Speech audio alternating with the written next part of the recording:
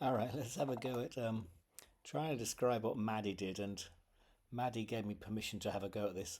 So she's an urban planner, wanted to think about public development in North Melbourne, and was interested in how more than human, particularly um, mycelium mushroom um, cultures might generate speculative data sets, and particularly perhaps ending up with a poem. Now, she tried a bunch of different things. This is the first data set generated.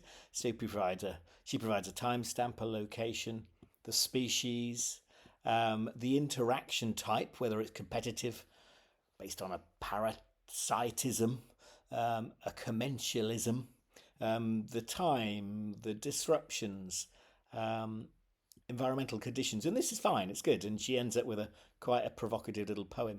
But then she starts to move into thinking about what else could be described. So down here becomes the second run at this. Rewrite it from the perspective of a particular type of fungus, which I'm not going to attempt to repeat, Maddie. But here we see something more interesting going on, something closer to what that particular species might begin to interact with in an interesting way, and how they might quarrel, how they might begin to have a relationship, what the evidence of that is, which is becomes quite entertaining, quite fun.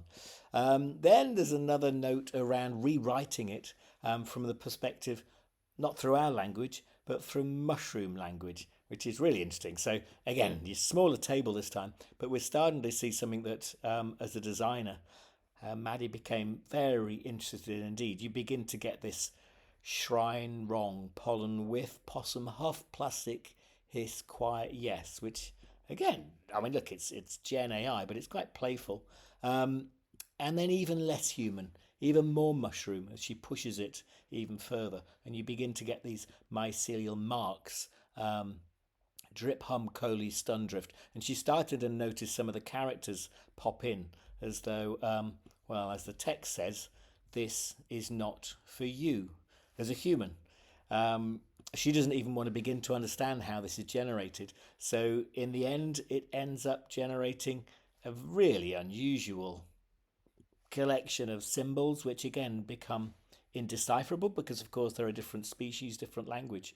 Um, yeah, really wonderful. And in the end, ends up generating some peculiar coded mark making. So she leaves the brief entirely, leaves the space. Later on, it looks as though Maddie had time to then begin to think about how that manifests into a substrate, redistributing value, and how that might be informed by some of this synthetic data.